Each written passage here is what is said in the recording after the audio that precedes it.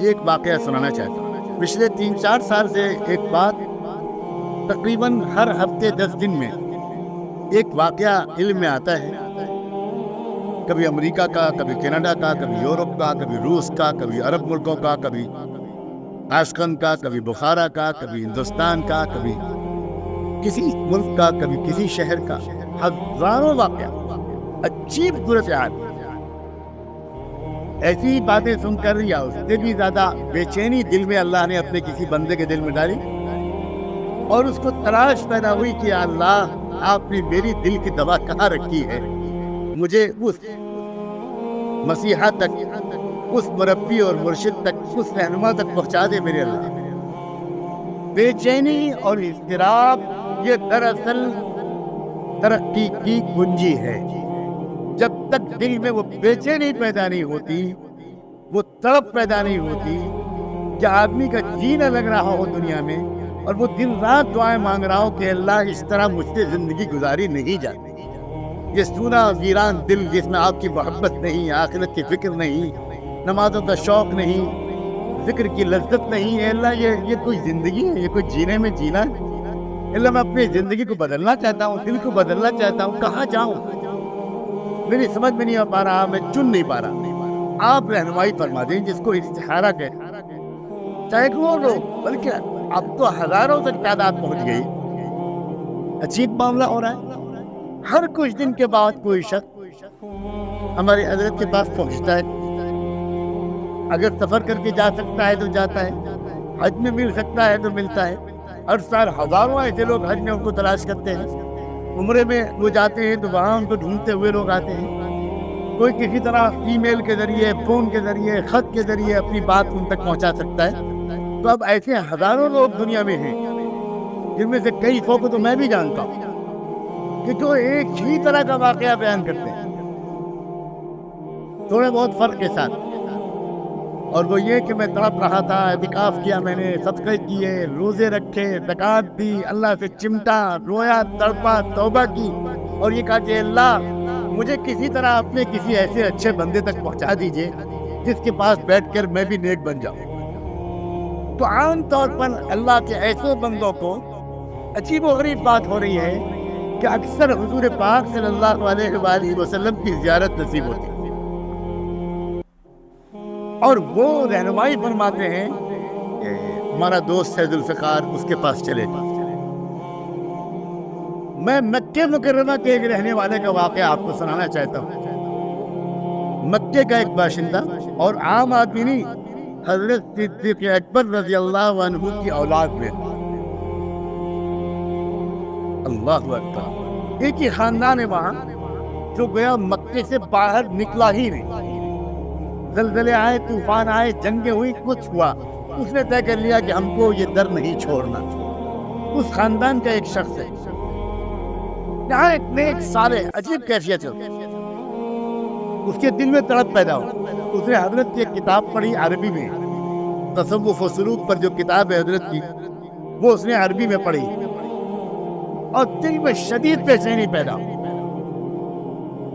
اور یہ بے چینی اس کو اس حد تک کر دی کہ پورے حج میں، وہ حج کے مجمع میں، بھیڑ میں، عرفات میں، مینا میں، حرم شریف میں، سڑکوں پر ڈھونڈتا پھرتا تھا، اور جو نظر آتا کوئی ہندوستانی یا پڑوس کے ملک کا،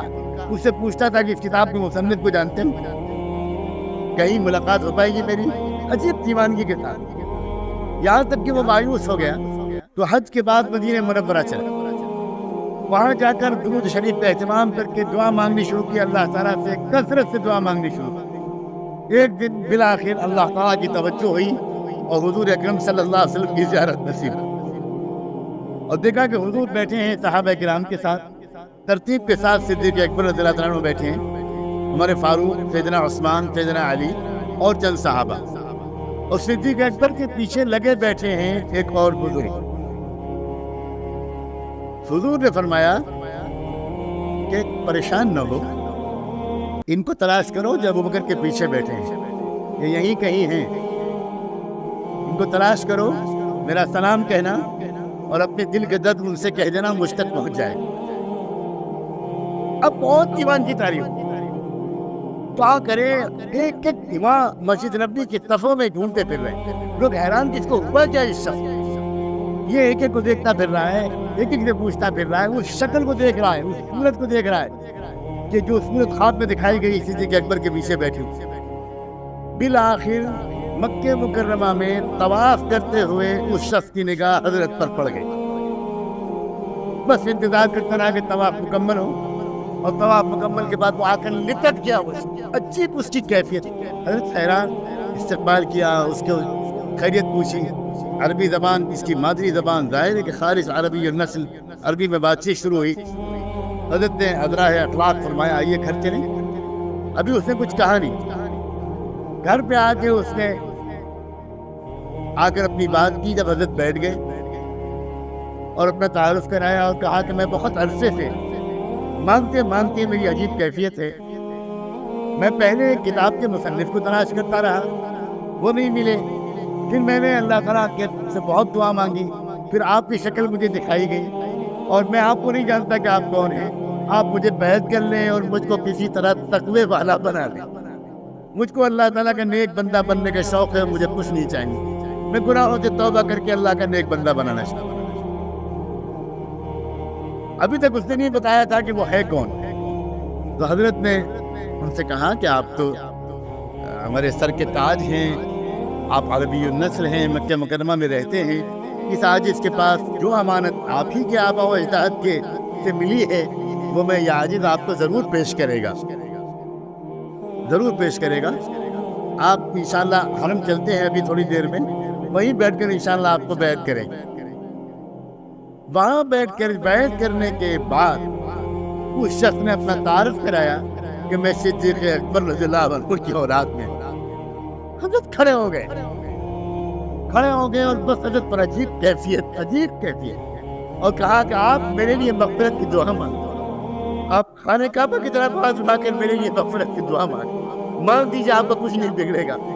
آپ کی جد امجد کی جھولی سے پوری امت کو سنبھالنے کا موقع ملا تھا، آپ کی در کی خیرات ہے جو اس عاجز کو صدی در صدی حضور کے غلاموں سے ملی ہے، نقشبندی سلسلہ یہ صدیق اکبر کی خاص میراث ہے، میں وہی بانٹتا پھر رہا ہوں، آپ اس سلسلے میں داخل ہوئے، یہ میرے لیے عزت کی بات ہے، آپ دعا کریں کہ میں اس امانت کو صحیح طور پر نبھاتے ہوئے دنیا سے چلا جاؤں۔ اب اس شخص کا حال یہ ہے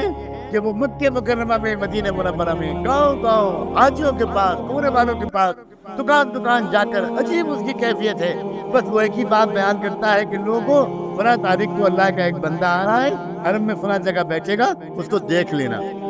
اس کو بس دیکھ لینا، تمہاری آنکھوں میں انشاءاللہ حضور کی محبت آ جائے گی، اللہ کی محبت آ جائے گی۔ یہ اس طرح کے واقعات ہزاروں کی تعداد میں ہیں، اللہ ان کے وجود کو مبارک فرمائے، ان کی عمر پر برکت نصیب فرمائے، اور اس صوبے کو، اس شہر کو، اس کے ایک کچے پکے گھر کو، ہمارے ملک کو اور پورے عالم کو ان کے فیض سے اور ان جیسوں کے فیض سے بھرپور فائدہ اٹھانے کی